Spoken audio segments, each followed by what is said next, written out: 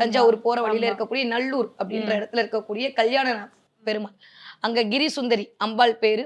அங்க ஜடாரி வைப்பாங்க. விஷ்ணு கோவில் வைக்கிற மாதிரியே சிவன் கோயில்ல ஜடாரி வச்சிருப்பாங்க. எண்ணி 90 நாளுக்குள்ள அந்த கோயிலுக்கு போனா கண்டிப்பாக திருமணம் நடக்கும்.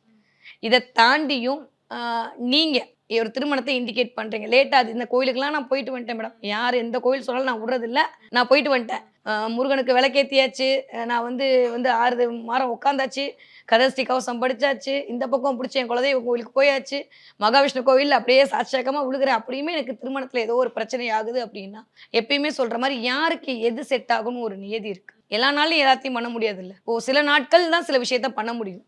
அப்ப அந்த நாள்ல அந்த விஷயம் பண்ணும்போது அது சக்சஸ் ஆகும். அப்படி பார்க்கும்போது சஷ்டி திதி அன்னைக்கு, அதே மாதிரி ஞாயிற்றுக்கிழமை அன்னைக்கு, செவ்வாய்க்கிழமை அன்னைக்கு உங்களுடைய நட்சத்திர நாள் வருதுல்ல. மேபி நீங்க ஒரு அஸ்வினியா இருக்கீங்க, பரணியா இருக்கீங்க, கிருத்தியா இருக்கீங்க, அஸ்தமா இருக்கீங்க, ஏதோ ஒண்ணு அந்த நட்சத்திர நாள் அன்னைக்கு நீங்க போயிட்டு முருகன் கோவில்ல செவ்வரளி பூ கொடுத்து வழிபாடு செய்து விட்டு வந்தால் 21 வாரத்துக்குள் கண்டிப்பாக திருமணம் நடந்தே தீரும். மிஸ்டர் கோல்டு தரத்திலையும் அளவுலையும் நோ காம்ப்ரமைஸ். மிஸ்டர் கோல்ட் 100% கடலெண்ணெய்.